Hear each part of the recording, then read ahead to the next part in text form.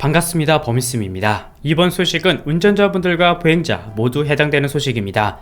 먼저 무단횡단은 운전하는 분들이라면 모두 한 번쯤 겪어보셨을 거예요. 분명 보행자가 지나갈 수 없는 곳인데 갑자기 사람이 튀어나와 운전자를 당황하게 하거나 또는 운전자를 조롱하듯 대놓고 지나가는 사람들도 가끔 있습니다. 하지만 무단횡단하는 사람의 처벌은 과태료 2~3만원 수준으로 여전히 약한 수준이죠. 그리고 그 책임은 원칙적으로 보행자에게 있지만 운전자의 부주의가 조금이라도 입증되면 형사처벌 대상이 될 수 있는데요. 결국 이런 신호등이 등장했습니다. 바로 2칸도 3칸도 아닌 4칸짜리 신호등인데요. 이 신호등은 보행자의 빨간불 잔여 시간까지 알려주는 신호등으로 기존 신호등보다 좀 길게 생겼죠. 그래서 초록불 잔여 시간은 물론이고 99초부터 1초까지 빨간불 잔여 시간도 알려주는데요. 이 신호등은 작년 의정부에서 전국 최초로 도입해서 지금은 부산이나 다른 지역에서도 볼 수 있습니다. 근데 갑자기 왜 이런 신호등이 생겼느냐? 바로 보행자의 교통사고를 줄이기 위해서 만들어졌는데요. 매년 증가하고 있는 보행자 교통사고 중 특히 무단횡단의 사고의 비중이 높은데 무단횡단 사고율 감소를 위해서 등장하게 됐다고 합니다.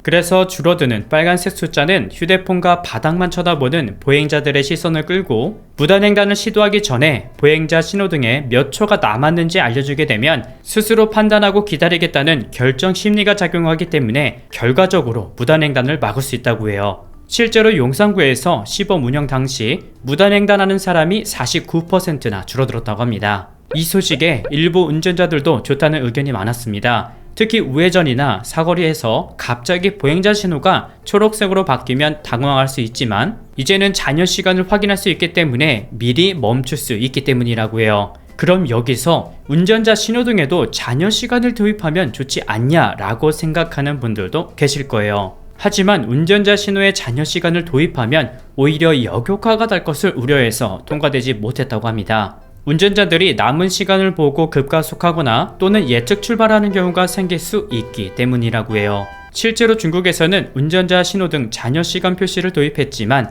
위와 같은 문제들이 발생하고 있기 때문에 2017년부터 해당 신호기를 줄여 나가는 중이라고 합니다. 근데 이뿐만이 아닙니다. 스쿨존 내 무단횡단을 줄이기 위해서 이런 장치까지 등장했는데요. 바로 보행자 차단기입니다. 아무래도 아이들의 무단횡단을 원천적으로 차단하기 위해 도입됐는데 보행자 신호등이 빨간불일 때는 차도로 들어갈 수가 없고 녹색불이 켜지고 차단기까지 올라가야만 건널 수 있습니다. 현재는 화성 시내 36곳에서 보행 안전 시스템이 설치되어 있고 설치 전과 후를 비교해 봤더니 무단횡단 141건에서 4건으로 대폭 줄어들었다고 합니다. 이후에 그 효과가 더 입증되면 전국 스쿨존에 도입시키는 방안을 고려하고 있다고 하는데요. 하지만 반대 의견들도 있습니다. 무단횡단을 방지하는 장치도 좋지만 원천적으로 무단횡단 처벌을 강화하는 방법이 제일 효과적일 텐데 왜 자꾸 세금을 쓰는지 이해가 되지 않는다라는 의견들도 있었고요. 원천 차단은 못하더라도 시각적으로 심리적으로 무단횡단을 줄일 수 있다면 좋은 방법이다 라는 의견들도 있었습니다.